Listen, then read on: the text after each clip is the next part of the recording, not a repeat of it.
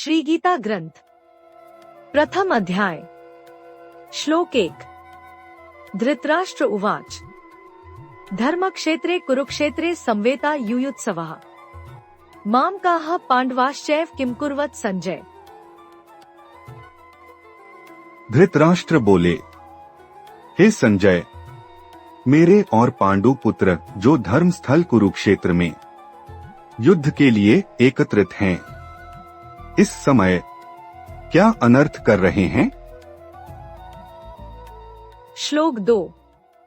संजय उवाच दृष्ट्वा तु पांडवानीकं व्यूढं दुर्योधन सदा आचार्यमुपसंगम्य राजा वचन ब्रवीत। उक्त वचन सुनकर संजय बोले, हे राजन, इस समय राजा दुर्योधन पांडवों द्वारा व्यूहाकार रूप से युद्ध के लिए तत्पर सेना को निहारते हुए और आचार्य द्रोणाचार्य के समीप जाकर के सौहार्द बढ़ाते हुए इस प्रकार वचन कह रहे हैं। श्लोक 3। पश्यता पांडुपुत्राणामाचार्य महती चमूं व्यूढ़ा द्रुपदपुत्रेण तव शिष्येण धीमता। दुर्योधन बोले, आचार्य, इस विशाल पांडव सेना को तो देखिए, जिसे आपके चतुर व बुद्धिमान युद्ध कौशल प्रवीण शिष्य द्रुपद पुत्र धृष्टद्युम्न ने कितने सुव्यवस्थित ढंग से व्यूह रूप में खड़ी की हुई है। श्लोक 4, 5 और 6। अत्र शूरा महेश्वासा भीमार्जुन समायुधि युयुधानो विराटश्च द्रुपदश्च महारथः 4 धृष्टकेतुश्चेकितानः काशीराजश्च वीर्यवान् पुरुजित कुंती भोजश्च शैब्यश्च नरपुंगवः 5 युधामन्युश्च विक्रांत उत्तमौजाश्च वीर्यवान् सौभद्रो द्रौपदेयाश्च सर्व एव महारथाः 6। इस सेना में बड़े बड़े धनुर्धारी हैं, जो कि युद्ध कौशल में उतने ही प्रवीण व शूरवीर हैं, जितने भीम अर्जुन जैसे कि युयुधानो विराट, द्रुपद धृष्टकेतु चेकितान शक्तिशाली काशीराज, पुरुजित कुंतीभोज मानव श्रेष्ठ शैब्य, परम शक्तिशाली युधामन्यु परमवीर उत्तमौजा, सुभद्रा पुत्र अभिमन्यु और द्रौपदी के 5 पुत्र, ये सभी वीर महारथी हैं। श्लोक 7। अस्माकन्तु विशिष्टा ये तान् निबोध द्विजोत्तम नायका मम सैन्यस्य संज्ञार्थ तान् ब्रवीमि ते। हे ब्राह्मण श्रेष्ठ, कृपया अब आप अपनी सेना के बारे में भी जान लें। आपकी जानकारी हेतु हमारी सेना में भी जो प्रमुख सेनापति हैं, उनके विषय में भी आपको मैं अवगत कराता हूँ। श्लोक 8। भवान भीष्मश्च कर्णश्च कृपश्च समितिञ्जय अश्वत्थामा विकर्णश्च सौमदत्तिस्तथैव च। हे आचार्य, एक तो आप स्वयं और परम प्रतापी पितामह भीष्म और कर्ण, संग्राम विजयी कृपाचार्य भी, इनके अतिरिक्त अश्वत्थामा, विकर्ण और सोमदत्त पुत्र भूरिश्रवा हैं। श्लोक 9। अन्ये च बहवः शूरा मदर्थे त्यक्त जीविताः नाना शस्त्र प्रहरणाः सर्वे युद्ध विशारदाः। और भी अन्य बहुत से शूरवीर, जो हर प्रकार से युद्ध कौशल में प्रवीण, सभी प्रकार के अस्त्र शस्त्र से युक्त और मेरे लिए अपने प्राण न्योछावर करने के लिए तत्पर हैं। श्लोक 10। अपर्याप्तम तदस्माकं बलं भीष्माभिरक्षितम् पर्याप्तं त्विदमेतेषां बलं भीमाभिरक्षितम्। भीष्म पितामह द्वारा संरक्षित हमारी यह सेना सब प्रकार से अपर्याप्त अर्थात अपूर्ण, अपेक्षाकृत कमजोर है, जबकि भीम द्वारा संरक्षित पांडव सेना सभी प्रकार से हमें जीतने में सक्षम संपूर्ण रूप से सुसज्जित हैं। श्लोक 11। ऐनेषु च सर्वेषु यथाभागं स्थिताः भीष्ममेवाभिरक्षन्तु भवन्तः सर्वे हि। इसलिए आप सभी अपने अपने मोर्चे पर मजबूती से डटे रहते हुए सब प्रकार से सभी ओर से भीष्म पितामह की ही सुरक्षा को विशेष रूप से सुनिश्चित बनाएं। उसके जीवित रहते शायद हमारी पराजय नहीं होगी, इसी विश्वास से। श्लोक 12। तस्य संजन्यन् हर्षं कुरु वृद्धः पितामहः सिंहनादं विनद्योच्चैः शंखं दध्मौ प्रतापवान। संजय बोले, भीष्म पितामह द्वारा युद्ध का शंखनाद दुर्योधन के हृदय में विश्वास व हर्षोल्लास पैदा करते हुए, उसको पुनर्विश्वास दिलाते हुए, उसके उत्साह को और प्रज्वलित करते हुए, कौरवों में वयोवृद्ध महान प्रतापी भीष्म पितामह ने अपनी सेना का मार्गदर्शन करते हुए बड़ी प्रबलता से युद्ध ध्वनि, युद्ध की ललकार रूपी बड़ा ही कोलाहल करते हुए शंखनाद किया, शंख बजाया। श्लोक 13। तथा शंखाश्च भैर्यश्च पणवानक गोमुखाः सहसैवाभ्यहन्यन्त स शब्दस्तु मुलोभवत्। तत्पश्चात बिना विचारे अंधाधुंध शंख और नगारे, इसके साथ साथ ढोल, मृदंग और नरसिंघे आदि बस उठे, जैसे कि तीक्ष्ण प्रहार किया जा रहा हो। वह अव्यवस्थित भीषण ध्वनि प्रलयंकर लग रही है। श्लोक 14। ततः श्वेतैर्हैर्युक्ते महती स्यन्दने स्थितौ माधवः पांडवश्चैव दिव्यौ शंखौ प्रदध्मतुः। तदंतर इसके प्रत्युत्तर में सफेद घोड़ों से युक्त उत्तम रथ में सवार श्री माधव और पांडव ने भी अपने अपने दिव्य व अलौकिक शंख बजाए। श्लोक 15। पांचजन्यन् हृषिकेशो देवदत्तं धनंजय पौंड्रं दध्मौ महाशंख भीमकर्मा वृकोदरा। श्री हृषिकेश ने पांचजन्य और धनंजय ने देवदत्त तथा भयाभय विकराल कर्म करने वाले वक्रोदर ने पौंड्र नामक महाशंख बजाए। श्लोक 16। अनंत विजयन राजा कुंती पुत्रो युधिष्ठिरा नकुला सहदेवश्च सुघोषमणि पुष्पकौ। कुंती पुत्र राजा युधिष्ठिर ने अनंत विजय, नकुल ने सुघिष और सहदेव ने मणिपुष्पक नामक शंख बजाए। श्लोक 17 और 18। काश्यश्च परमेश्वासा शिखंडी च महारथा धृष्टद्युम्नो विराटश्च सात्यकिश्चापराजितः 17। द्रुपदो द्रौपदेयाश्च सर्वशः पृथिवीप्ते सौभद्रश्च महाबाहुः शंखान् दध्मुः पृथक पृथक। 18।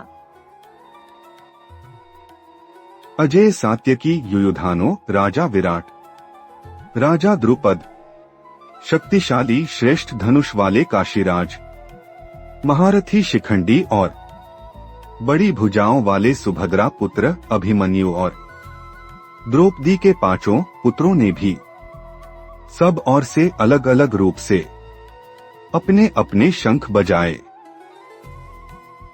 श्लोक 19। स घोषो धार्तराष्ट्राणा हृदयानि व्यदार्यत् नभश्च पृथिवी चैव तुमुलोभ्यनुनाद्यन् लोव्यनु। उस भयानक ध्वनि ने आकाश और पृथ्वी को इतनी विकराल गर्जना से प्रतिध्वनि से थर्रा दिया, जिससे कि हे राजन, आपके सहयोगियों के हृदय तार तार छलनी हो गए। श्लोक 20 और 21। अथ व्यवस्थितान् दृष्ट्वा धार्तराष्ट्रान् कपिध्वज प्रवृत्ते शस्त्र संपाते धनुरुद्यम्य पांडवः 20। ऋषिकेश तदा वाक्यमिदमः महीप्ते। अर्जुन उवाच सैन्योरुभयोर्मध्ये रथान् स्थापय मेच्युत 21। वीर अर्जुन द्वारा युद्ध क्षेत्र के निरीक्षण का अनुरोध। अर्जुन उवाच, हे राजन, उसके पश्चात कपिध्वज ने धृतराष्ट्र के संबंधियों को युद्धक तैयारी में क्रमवार सुव्यवस्थित सेनाओं में धृतराष्ट्र के पक्ष को देखकर और जिस समय योद्धा शस्त्रों की टक्कर मुठभेड़ के लिए कटिबद्ध ही थे कि अर्जुन धनुष उठाते हुए तत्परता से श्री कृष्ण भगवान से इस प्रकार अनुरोध स्वरूप वचन कह रहे हैं। वीर अर्जुन बोले, हे अच्युत, कृपया मेरे रथ को दोनों सेनाओं के बीच में खड़ा करें। श्लोक 22। यावदेतान् निरीक्षेहन् योद्धुकामानवस्थितान् कैर्मया सह योद्धव्यमस्मिन् रणसमुद्यमे। और जब तक कि मैं इन परिस्थितियों में युद्ध के मैदान में युद्ध के चाहने वाले इन विरोधी सेनानियों को भली प्रकार निश्चित रूप से निहार न लूं कि इस युद्ध रूपी संकल्प में किन किन के साथ मुझे युद्ध करना योग्य है, अर्थात उनकी पहचान कर लूं जो हर समाधान युद्ध के द्वारा ही तलाशते हैं, तब तक आप रथ को वहीं स्थायी रखें। श्लोक 23। योत्स्यमानान् वेक्षेहन् य एतेऽत्र समागताः धार्तराष्ट्रस्य दुर्बुद्धेर्युद्धे प्रियचिकीर्षवा। मैं उन राजा योद्धाओं की पहचान भी कर लूं जो दुर्बुद्धि दुर्योधन की सेना में उसका सहयोग करने की इच्छा से संगठित हैं। युद्ध के द्वारा दमन करने दबाने वालों को मैं देखूंगा। श्लोक 24 और 25। संजय उवाच, एवमुक्तो हृषिकेशो गुडाकेशेन भारत सैन्योरुभयोर्मध्ये स्थाप्यत्वा रथोत्तमं 24 भीष्मद्रोण प्रमुखतः सर्वेषां च महीक्षिताम्। उवाच पार्थ पश्यतान् संवेतान् कुरुनिति 25। संजय बोले, हे राजा धृतराष्ट्र, इस प्रकार अर्जुन के अनुरोध स्वरूप श्री कृष्ण भगवान उत्तम रथ को दोनों सेनाओं के बीच ठीक भीष्म पितामह और द्रोणाचार्य के विरुद्ध व अन्य समस्त राजाओं के सामने स्थापित करते हुए अर्जुन से इस प्रकार कह रहे हैं, हे पार्थ, युद्ध के लिए अभेद्य रूप से भारी संख्या में एकत्रित इन कौरवों को भली प्रकार निहार। श्लोक 26। तत्रापश्यत् स्थितान् पार्थ पितनत् पितामहान् आचार्यान् मातुलान् भ्रातन् पुत्रान् पौत्रान् सखींस्तथा। इस समय पार्थ उस स्थान से दोनों ही सेनाओं में सम्मिलित अपने ताऊ चाचाओं दादे पर दादाओं गुरुओं मामाओं भाइयों पुत्रों पौत्रों मित्रों श्वसुरों और आपसी सहयोगियों सज्जनों को निहार रहे हैं। श्लोक 27। श्वशुरान् सुहृदश्चैव सैन्योरुभयोरपि तान् समीक्ष्य स कौन्तेयः सर्वान् बन्धून् वस्थितान्। शोकाकुल वीर अर्जुन के उपदेश युद्ध के दोष। इस प्रकार युद्ध के मैदान में आमने सामने शत्रु रूप में उपस्थित सभी सगे संबंधियों को देखकर कौन्तेय अत्यंत व्याकुलता और दया भाव से युक्त युद्ध में उदासीनता मलिनता प्रकट करते हुए श्री भगवान से कह रहे हैं। श्लोक 28 और 29। कृपया पर्याविष्टो विषीदन्निदं ब्रवीत्। अर्जुन उवाच, दृष्ट्वेमं स्वजनं कृष्ण युयुत्सु समुपस्थितम् 28 सीदन्ति मम गात्राणि मुखं च परिशुष्यति वेप्थुश्च शरीरे में रोमहर्षश्च जायते 29। अर्जुन की व्याकुलता सगे संबंधी सामने बड़ी ही करुणाद्या और उदासीनता दर्शाते हुए अर्जुन बोले, हे कृष्ण, अपने सामने युद्धस्थ मुद्रा में उपस्थित सभी सगे संबंधियों को देखकर मेरे शरीर के सभी अंग स्थिर हो रहे हैं। मेरा शरीर किसी अनहोनी की आशंका के डर से थर थर्रा रहा है, कंपा रहा है और मेरे रोंगटे भी खड़े हो रहे हैं। श्लोक 30। गांडीवं स्रंस्ते हस्तात्वक्चैव परिदहते न च शक्नोम्यवस्थातु भ्रमतीव च मे मनः। गांडीव धनुष भी मेरे हाथ से खिसक रहा है, छुटा जा रहा है। मेरी त्वचा में जलन और मेरे को चक्कर आ रहे हैं, जिससे कि मैं ठीक से खड़ा रहने में भी समर्थ नहीं हूँ। मैं पूरी तरह से असमंजसहाय महसूस कर रहा हूँ। श्लोक 31। निमित्तानि च पश्यामि विपरीतानि केशव न च श्रेयोनुपश्यामि हत्वा स्वजन माहवे। अर्जुन का क्षणिक वैरा। हे केशव, वैसे भी मैं सभी संकेत और शकुन भी इन परिस्थितियों में विपरीत ही देख रहा हूं और फिर भी अपने ही सगे संबंधियों को युद्ध में मारना किसी भी तरह से श्रेयस्कर नहीं समझता। श्लोक 32। न कांक्षे विज कृष्ण न च राज्यन सुखानि च किन्नो राज्येन गोविंद के भोगैर्जीवितेन वा। हे कृष्ण, मैं न तो युद्ध ही में विजय की आकांक्षा करता हूँ और न ही किसी प्रकार के राजसुख ही चाहता हूँ। और फिर हे गोविंद, हिंसात्मक व बलपूर्वक प्राप्त ऐसे राज्य और उससे प्राप्त भोग विलास रूपी जीवन, राजसी ठाठ बाट में आनंद भी क्या। श्लोक 33। येषामर्थे कांक्षित नो राज्यं भोगाः सुखानि च त इमेव स्थिता युद्धे प्राणान् त्यक्त्वा धनानि च।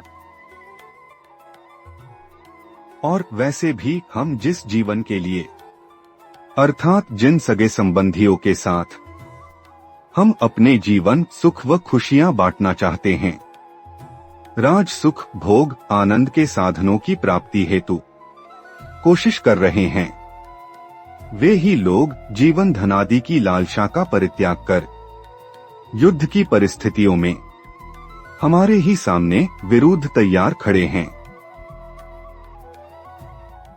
श्लोक 34।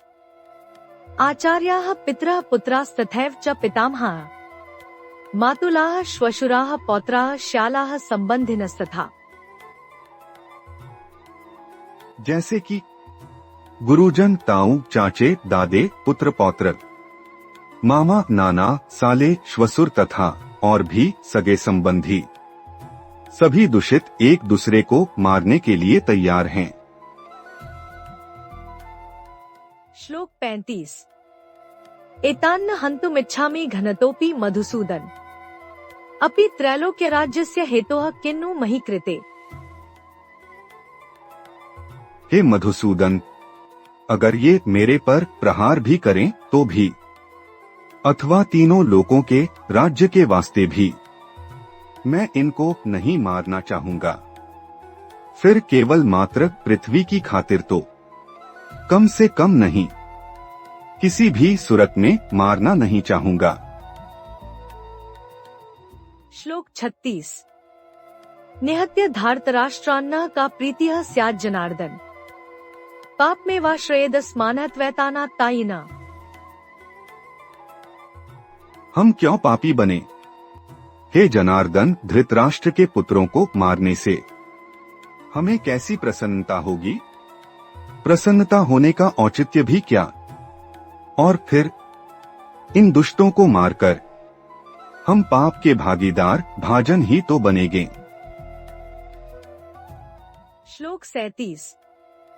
तस्मान्नार्हा वयं हन्तु धार्तराष्ट्रान् स्वबान्धवान् स्वजनम ही कथाम हत्वा सुखिनः स्याम माधव। इसलिए हे माधव, अपने ही सगे संबंधियों, बंधु भाइयों, धृतराष्ट्र के पुत्रों को मारना हमें उचित नहीं लगता। और फिर आप मुझे बतलाएं तो अपने ही स्वजनों, बंधु भाइयों को मारकर हम कैसे सुखी रह सकेंगे। श्लोक 38 और 39। यद्यपेते न पश्यन्ति लोभोपहतचेतसा कुलक्षय कृतं दोषं मित्रद्रोहे च पातक कथं न ज्ञेयं स्माभिः पापादस्मान् निवर्तितुम् कुलक्षय कृतं दोषं प्रपश्यद्भिर्जनार्दन। युद्ध के गुणदोष बखान करते अर्जुन, लोभ के अभिभूत वशीभूत, इनकी चेतना व तर्क शक्ति सर्वथा विनष्ट हो जाने से, यद्यपि ये लोग अब अपने वंश को स्वयं विनष्ट करने और अपने ही मित्र गणों, सहयोगियों से षड्यंत्र, धोखा, विश्वासघात, अन्याय व शत्रुता करने के दोष रूप पाप को नहीं पहचानते, फिर भी हे जनार्दन, क्योंकि हमें अपने वंश को स्वयं विनष्ट करने के जुर्म व पाप का व नैतिकता का बोध ज्ञान है, तो क्यों न हम ही इस पाप कर्म मार्ग को त्याग दें, अर्थात हम ही युद्ध के गुण दोषों का भली भांति विचार करते हुए इस युद्ध मार्ग से अपनी ही पहल पर परहेज करते हुए क्यों न आने वाले विनाश को टाल दें। श्लोक 40। कुलक्षये प्रणश्यन्ति कुलधर्माः सनातनाः धर्मे नष्टे कुल कृत्स्नम् धर्मोऽभिभवत्युत। क्योंकि कुल व वंश की दुर्गति होने से वंश, धर्म, रीति रिवाज पूर्णता सदैव सदैव के लिए नष्ट हो जाते हैं, और फिर धर्म के विनाश लुप्त हो जाने से संपूर्ण वंश में अधर्म और पाप व अनैतिकता बहुत ही भयावह रूप से फैल जाता है। श्लोक 41।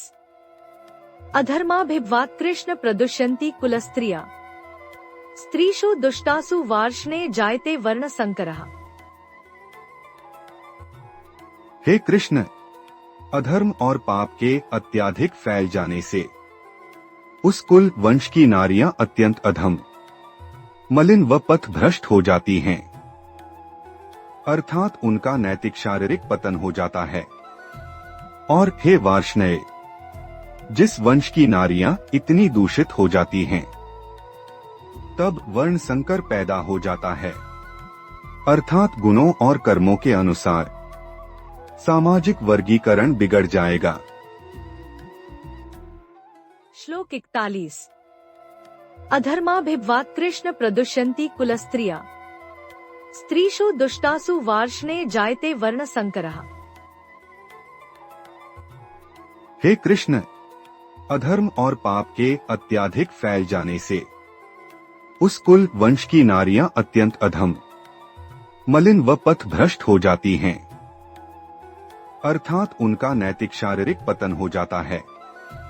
और हे वार्ष्णेय, जिस वंश की नारियां इतनी दूषित हो जाती हैं, तब वर्ण संकर पैदा हो जाता है, अर्थात गुणों और कर्मों के अनुसार सामाजिक वर्गीकरण बिगड़ जाएगा। श्लोक 43। दोषरेतेः कुलघ्नाना वर्ण संकरकारकैः उत्साद्यन्ते जाति धर्माः कुल धर्माश्च शाश्वताः। वर्ण संकर या वंशावली बिगड़ जाने के कारण पैदा हुए दोषों व विधर्म स्वरूप वंश नाश कारकों के कुलधर्म, रीति रिवाज, वंशावली, गोत्र सदा सदा अर्थात समस्त आगामी समय के लिए नष्ट हो जाएंगे। श्लोक 44। उत्सन्न कुल धर्माणा मनुष्याणा जनार्दन नरके नियत वासो भवतीत्यनुशुश्रुम या नरके नियतन। हे जनार्दन, जिनका कुल धर्म वंशावली उजड़ गई, विलुप्त व अभिशप्त हो गई हो, तो ऐसे मनुष्यों का अनिश्चित काल तक नरक में ही वास होता है। ऐसा ही बार बार सुना जाता आया है। श्लोक 45। अहो बत महत् पापं कर्तु व्यवसिता वयम् यद्राज्य सुखलोभेन हन्तु स्वजन मुद्यताः। कितनी निंदनीय और दुख की बात है कि हम सब कुछ जानते हुए भी घोर पाप अपने ही वंश का स्वयं विनष्ट करने के जुर्म करने का संकल्प कर लिया और राजसी सुख लोभ की खातिर अपने ही स्वजनों सगे संबंधियों का वध करने के लिए आमादा हो रहे हैं। श्लोक 46। यदि माम प्रतिकारम शस्त्रं शस्त्रपाणया धार्तराष्ट्रा रणे हन्युस्तन्मे क्षेमतरम भवेत्। काश कौरव ही मुझे मार दें, यदि धृतराष्ट्र पुत्र शस्त्रों से युक्त हुए भी मुझ असहाय एवं शस्त्र विहीन को युद्धभूमि में मार डाले तो वो मृत्यु भी मेरे लिए अधिक हितकारी होगी। वही शाश्वत कल्याणकारी मार्ग होगा, अर्थात तब मैं इस जघन्य अपराध करने का दोषी तो नहीं बनूंगा। श्लोक 47। संजय उवाच एवमुक्त्वार्जुनः संख्ये रथोपस्थ उपाविशत् विसृज्य सश्रन् चापन् शोक संविघ्न मानसा। संजय बोले, श्री हरि श्री चरणों में भयभीत अर्जुन हड़बड़ाया और शोकाकुल उदासीन अशांत मन से वीर अर्जुन उपरोक्त वचन कहते हुए धनुष बाण त्याग करके रणभूमि में दोनों सेनाओं के मध्य स्थारी रथ के मध्य भाग में श्री कृष्ण के आसन से चिपक कर बैठ गए हैं। वास्तव में श्री कृष्ण महाप्रभु के श्री चरणों में बैठ गए हैं। ओम तत्सदिति श्रीमद्भगवद्गीतासूपनिषत्सु ब्रह्म विद्याया योग शास्त्रे श्री कृष्णार्जुन संवादे जुन विषाद्योगो नाम प्रथमोध्यायः 1।